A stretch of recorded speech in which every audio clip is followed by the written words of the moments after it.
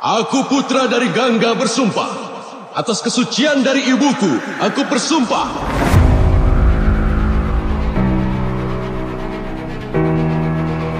Atas cinta dan kepercayaan ayahku padaku, Satyawati. Aku tidak akan menghabiskan hidupku sebagai Raja Hastinapura, tapi sebagai pelayannya saja. Akan ku bantu anakmu nanti untuk bisa mendapatkan kerajaannya dan untuk menjamin hidup mereka terjamin selama-lamanya.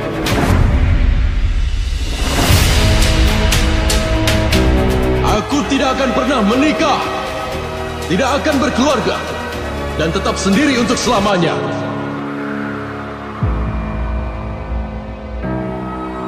Dewa Brata!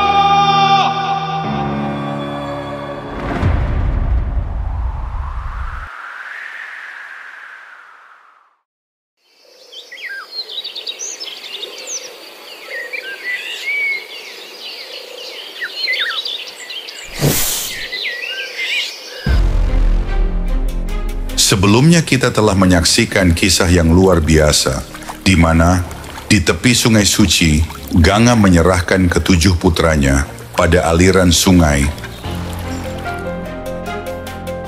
Tahun-tahun berlalu, Dewa Brata, sang kesatria muda, kembali ke pangkuan ayahnya, Raja Santanu. Namun takdir belum selesai menulis kisahnya. Di sisi lain, pada tepian yang sunyi, Saganda mendayung perahu yang akan mengantar sebuah pertemuan rahasia dengan seorang resi Parashara. Dari pertemuan itu, lahirlah sebuah janji, sebuah takdir baru, dan seorang bayi yang ditinggalkan di antara alang-alang, membawa denyut masa depan yang kelak mengubah jalannya sejarah. Episode kali ini, kita akan menapaki awal dari sebuah kisah agung. Kisah di mana pena seorang dewa menari di atas lembaran takdir, seorang raja menundukkan egonya di hadapan cinta, dan seorang ratu menyembunyikan rahasia yang mampu mengubah jalannya sejarah. Kita menyaksikan Dewa Brata yang kelak dikenal sebagai Bhisma, menolak genggaman maut dan merangkul keabadian sumpahnya. Langit Hastinapura kala itu cerah, seolah turut merayakan kembalinya sang pangeran. Dewa Brata berdiri di hadapan rakyatnya, mengenakan baju zirah yang memantulkan sinar mentari. Rakyat bersorak, para tetua istana menghela napas lega. Sang pewaris kembali dari medan tempur bersama ayahandanya, Raja Shantanu. Pertempuran demi pertempuran mereka lalui berdua, meneguhkan keyakinan bahwa masa depan Hastinapura aman berada di tangan Dewa Brata, sang putra mahkota Hastinapura. Namun takdir diam-diam merajut jalannya sendiri. Dalam damai yang baru terwujud, sebuah peristiwa akan datang. Peristiwa yang memaksa Dewa Brata membuat pilihan yang mustahil. Pilihan yang akan mengubah sejarah dinasti ini selamanya. Kini, tirai kisah kembali terbuka. Di tepi sungai yang sunyi, seorang bayi tanpa nama, tak bertuan, terbaring di antara serpihan takdir yang belum terungkap. Tiada yang mengakuinya, tiada yang menggendongnya, namun di sekelilingnya, seakan kekuatan semesta bergetar melindunginya, menandai kehadiran jiwa yang tak biasa. Tahun-tahun pun berlalu, bayi itu tumbuh menjadi seorang pertapa, meresapi kesunyian hutan, duduk bersila di bawah pohon tua yang keberadaannya seolah menyimpan jutaan rahasia. Hingga pada suatu hari, sebuah suara yang tak pernah terdengar oleh telinga manusia menggema. Suara dari jagat raya itu sendiri memanggil sang pertapa bernama Wiyasa. Tak terlihat namun terasa begitu dekat. Dan saat itu juga, di tengah kesunyian hutan, sebuah cahaya ilahi perlahan turun, memancarkan aura suci yang tak terlukiskan. Dari sinar itu, muncullah sosok agung, Dewa Ganesha. Dengan penuh hormat, Vyasa berkata lirih, "Wahai dewa yang bijaksana, maukah engkau menolongku menuliskan Mahagatha ini?" Ganesha tersenyum, menyatakan kesiapannya untuk menuliskan sebuah sejarah yang akan dikenang sepanjang zaman. Namun dengan satu syarat, Resi Vyasa tidak boleh berhenti sedetik pun saat mengucapkan bait-baitnya. Vyasa membalas dengan syarat pula, "Jika engkau belum memahami makna penuh dari setiap shloka yang kuucapkan, janganlah engkau menulisnya." Ganesha mengangguk.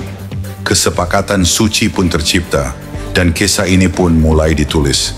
Dengan suara yang menggetarkan alam, Vyasa mengucapkan, "Narayanam Namaskritya."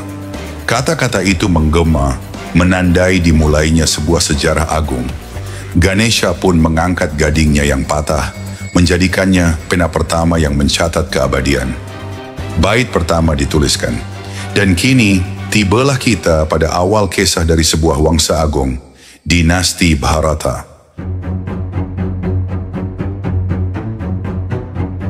Dia adalah seorang maharaja yang namanya menggema di seluruh penjuru dunia.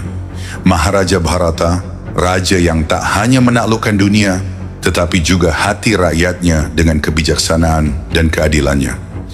Namun ketika tiba saatnya memilih penerus takhta, sebuah tragedi terjadi.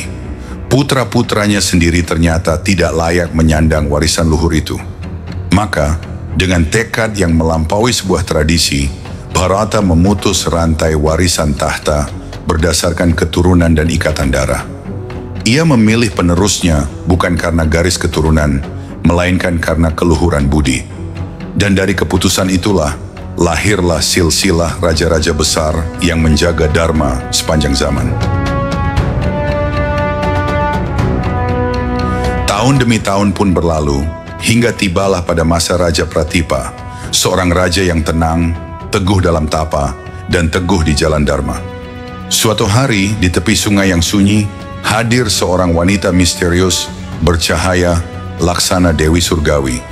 Tanpa berkata-kata, ia duduk di pangkuan sang raja. Pratipa menatapnya dengan teduh, lalu berkata lembut, "Wahai Dewi, engkau duduk di pangkuanku yang kanan. Itu adalah tempat yang diperuntukkan bagi menantu perempuan seorang raja." Sang wanita tersenyum samar, lalu menjawab, "Aku tidak menginginkanmu, wahai raja. Aku menginginkan putramu sebagai suamiku kelak." Pratipa menundukkan kepala dengan penuh hormat dan menjawab, "Jika demikian, maka akan terjadi sebagaimana yang engkau katakan. Engkau akan menjadi menantu kami." Waktu pun berjalan, dan lahirlah seorang bayi yang matanya memendam kedalaman, seolah pernah terlahir dalam banyak kehidupan sebelumnya. Bayi itu diberi nama Shantanu. Dalam teduhnya istana, ia tumbuh dalam disiplin, kasih sayang, dan kebijaksanaan, hingga tibalah hari ketika ia dinobatkan sebagai raja. Maka Wangsa Kuru pun mendapatkan penguasa yang menjunjung dharma di atas segalanya. Pemerintahannya berjalan tanpa suara perintah yang keras, tanpa kendali dengan rasa takut.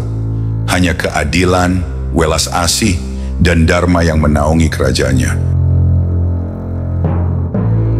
Namun takdir telah menulis babak baru. Di tepi sungai Gangga yang tenang, terhampar sebuah desa sederhana. Rumah-rumah beratap jerami berdiri rapat, tiang-tiang bambu menopang dinding dari anyaman daun kelapa kering. Aroma ikan yang baru ditangkap memenuhi udara, berpadu dengan wangi tanah basah yang menyimpan kisah dari musim hujan sebelumnya. Di sanalah Satyawati, gadis berkulit coklat keemasan, sederhana namun memancarkan pesona yang tak bisa dijelaskan. Gaun lusuhnya terbuat dari kain katun kasar, namun cara ia berdiri, caranya menatap sungai, seolah menyimpan takdir yang lebih besar daripada sekadar menjadi anak nelayan.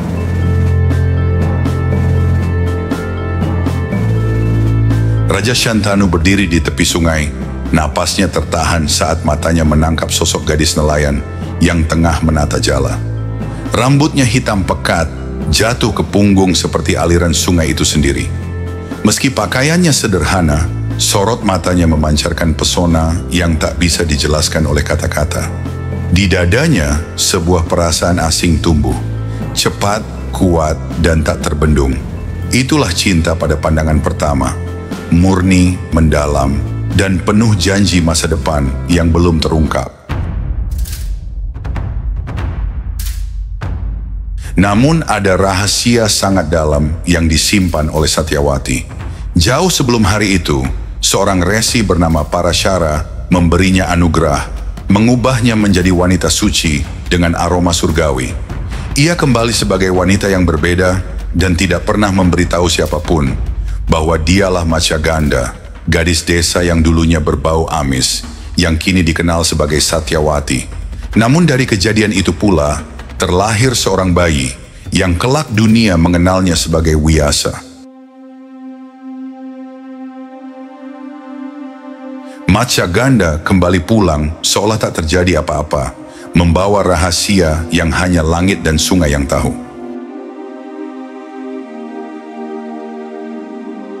Dan hari itu, Raja Shantanu berdiri di hadapannya, menyatakan cintanya pada Satyawati dengan sungguh-sungguh. Satyawati menjawab dengan tenang, hanya akan bersedia menjadi ratu jika putra dan garis keturunannya kelak menjadi pewaris takhta. Shantanu terdiam. Langkahnya mundur perlahan, membawa dilema yang tak mampu diucapkan.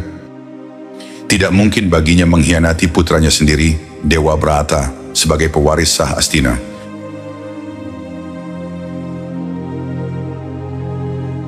Malam itu, istana Hastinapura sunyi. Hanya suara angin yang menyapu tirai panjang di balairung kerajaan. Raja Shantanu duduk di singgasananya, menatap kosong pada obor yang berkedip-kedip. Dalam hatinya, cinta dan kewajiban bertarung tanpa henti. Ia mencintai Satyawati dengan seluruh jiwa, tetapi syarat yang diajukan gadis itu bagaikan pedang bermata dua.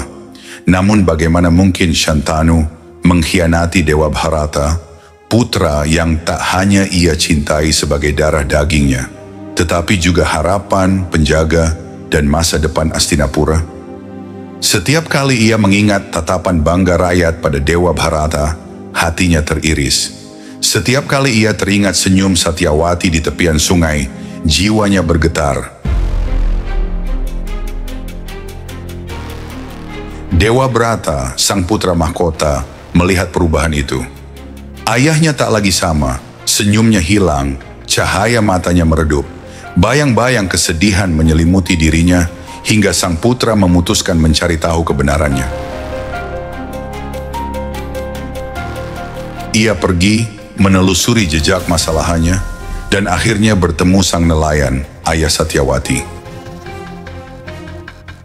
Nelayan itu berkata tegas, "Jika putriku menjadi ratu, maka hanya keturunannya lah yang boleh mewarisi takhta. Bisakah kau, pewaris sejati, rela menyerahkan hakmu?" Dewa Brata menunduk, namun suaranya mantap. "Takhta bukanlah tujuanku, kebahagiaan ayahku adalah segalanya. Maka hari ini, aku melepaskan segalanya." Ia tidak hanya melepaskan takhta, ia juga bersumpah untuk hidup selibat selamanya, memastikan tidak akan pernah memiliki keturunan. Sumpah ini berarti ia mengorbankan kebahagiaan pribadi, cinta, dan garis keturunannya sendiri, demi menjaga janji ayahnya kepada Satyawati. Langit bergemuruh menyaksikan sumpah itu. Para dewa turun memberi nama baru kepada sang pangeran. Dan disinilah takdir Kuru mulai tertulis. Namun kisah ini baru permulaan. Dalam episode berikutnya, kita akan menyelami hubungan mendalam antara Wiyasa dan bayi-bayi yang kelak menanggung beban masa depan dinasti.